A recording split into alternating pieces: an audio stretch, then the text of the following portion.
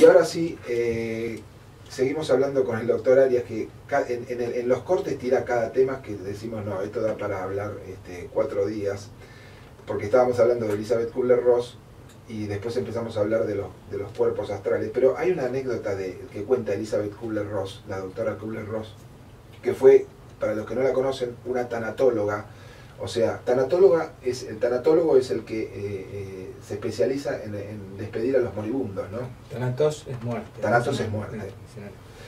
Y la doctora Kubler-Ross, que tiene una historia muy particular, que fue muy combatida por la comunidad médica, porque era, por un lado, una científica muy prestigiosa y por otro lado, una persona que se dio cuenta que tenía que empezar a entrar en la espiritualidad, porque se acompañaba moribundos, chicos, grandes, gente que iba y volvía, muerte clínica, y todos le contaban una historia parecida, ¿no? Y empezó a darse cuenta que había algo ahí. Y en un libro que se llama La Rueda de la Vida, cuenta, que es apasionante, que es su biografía, cuenta que tiene un episodio donde se le presenta una persona muerta. Una persona que viene a decirle simplemente, doctora, no se vaya, porque la precisamos en este lugar. Y ella creo que le hace firmar un papel, ¿no? Para dejar constancia de que la muerta le dejó una... Y esta persona se lo firma. Yo esto lo cuento y me miran como diciendo, bueno, se chupó demasiado. No, eso es real. Ella tenía toda una parábola con respecto a la muerte, diciendo que es como la oruga, que en un determinado momento fabrica un capullo y parece encerrarse para morir en un sarcófago, ¿no es cierto? Y ahí queda inerte, aparentemente.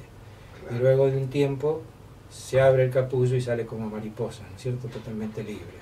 Esa era la parábola que ella hacía de la muerte, ¿no? Pero tenía una formación espiritual muy, muy especial, trascendía esto, lógicamente lo que podía escribir en los libros era relativamente limitado, ¿no? Claro, para que no se asusten demasiado. Los dos puntales de ella, los dos libros fundamentales, además de La Rueda de la Vida, es La Muerte, un amanecer y una luz que se apaga, ¿no? Sí, sí. Donde también se refiere mucho a los niños que mueren cuando son muy chiquititos y bueno, la aparente injusticia en ese sentido, ¿no? Claro, lo más interesante que a mí me quedó como mirada, digamos, que ella desacraliza todo el tema de la muerte y además lo transforma en un lugar al que uno quiere llegar. Eso es interesante, porque lo pinta como un lugar pacífico, de beatitud, ¿no? Pero lo que ocurre es que el gran temor es el temor al no existir.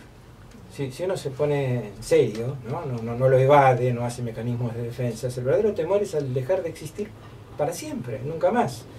Y en realidad, si nuestra cultura no fuese tan restrictiva, se podría experimentar que uno puede existir fuera del cuerpo físico y que no es imprescindible el cuerpo que nos han prestado o los cuerpos que nos han prestado para seguir existiendo. Probablemente sea un barbarismo idiomático decir la vida después de la vida o la vida más allá de la muerte, porque vivir es respirar, metabolizar, excretar, eventualmente reproducirse.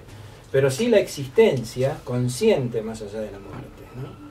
Y eso se podría demostrar con bastante facilidad. Hay grandes intereses para que eso no ocurra, ¿no? Ah, mirá, pusiste el dedo en la llaga. Claro, hay grandes intereses para que eso no ocurra. Hay grandes intereses para demostrar que la muerte tiene que seguir siendo el cuco. Claro, claro. Entonces uno de los grandes miedos, tal vez como decíamos en el entretiempo, sí.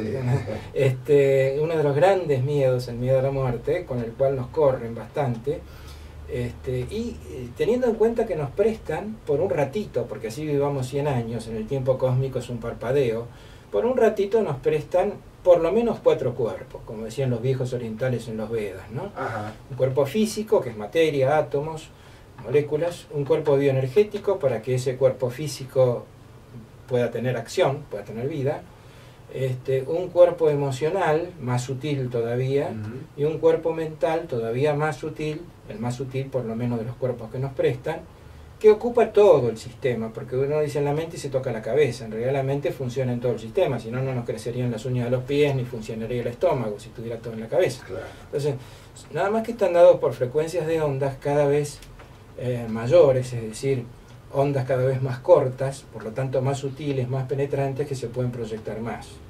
De ahí que la mente puede proyectar mucho más que el cuerpo físico, por ejemplo. El amor puede proyectar más que el cuerpo bioenergético y físico, porque es emocional. Y así una serie de cosas. La onda mental, que ya se está a punto de prácticamente demostrar científicamente, sería una onda ultra corta, que por lo tanto puede propagarse a gran distancia, muy parecida a las que nos llega del espacio exterior, a las ondas gamma ultra cortas, que son las que han ido determinando la evolución de las especies haciendo mutar al ADN. Haciendo mutar al ADN, entonces los que se adaptaban de acuerdo a esa mutación seguían adelante. Fíjense qué cosa interesante, tenemos en nuestro microcosmos una calidad de onda muy similar a la que parece que rige en el macrocosmos. Estamos hechos a imagen y semejanza de la gran mente cósmica. Como arriba hacia abajo, Exacto. ¿no? Decía en la tabla de Esmeralda. Exacto. ¿No? Y podríamos muy probablemente interaccionar con frecuencias parecidas entre esas ondas cósmicas y nuestras propias ondas. O sea, todo lo que está fuera de nosotros está dentro de nosotros.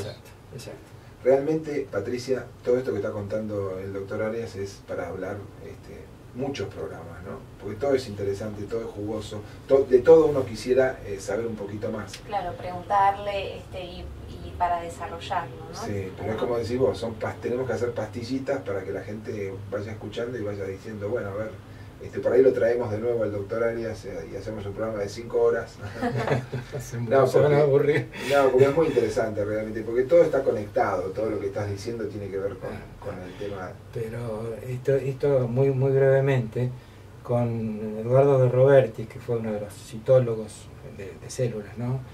Más reconocidos que hubo en Argentina, hemos hecho cultivo de tejidos, ¿no? Las células se van reconociendo entre sí, células embrionarias, se van juntando las de un tejido y las del otro tejido en el cultivo. Un día se nos ocurrió poner una membrana totalmente impermeable en la mitad de la cubeta de cultivo, todo lo que la ciencia considera, eléctrica, física, óptica y todo lo demás. Y aún así, de los dos lados de la membrana totalmente impermeable, se unieron las células del mismo origen. Quiere decir que algo se está transmitiendo, que todavía la ciencia no lo puede demostrar, aún a través de lo que nosotros considerábamos totalmente impermeable. Qué va. Sí, y tiende a unirse. Tiende a unirse, claro, tiende a unirse. Y probablemente eso es maravilloso ver cuando las células embrionarias de corazón, que cada una tiene su latido, a medida que se van acercando van sincronizando el latido y cuando están juntas empiezan a latir todas juntas, ¿no? Si usted no cree en la unidad, si no cree que vivimos en la polaridad, esto que acaba de contar el doctor Arias, bueno, es un ejemplo más que todos vamos a desoír para seguir creyendo que el alma está separada del cuerpo, que el tuco del pesto y que todo lo occidental, nosotros occidentales dividimos todo, fragmentamos todo porque así crecimos con esa idea de la vida, ¿no? Exacto. La vida de la muerte, digamos, como la muerte como si no fuera parte de la vida, y bueno, y seguiremos luchando, porque lo nuestro es la lucha, ¿no? Sí.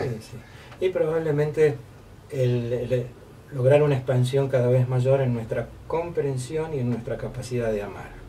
Claro. Que son los dos pilares fundamentales para tal vez algún día alcanzar la conciencia cósmica, ¿no? Yo no sé si tanto, pero tal que decía, el amor cura todos los males, ¿no? El amor es... y los Beatles lo decían de otra manera, all you need is love. Claro. Y todos los decían, es una sabiduría universal, o sea, indudablemente el amor es lo que une, lo que cura.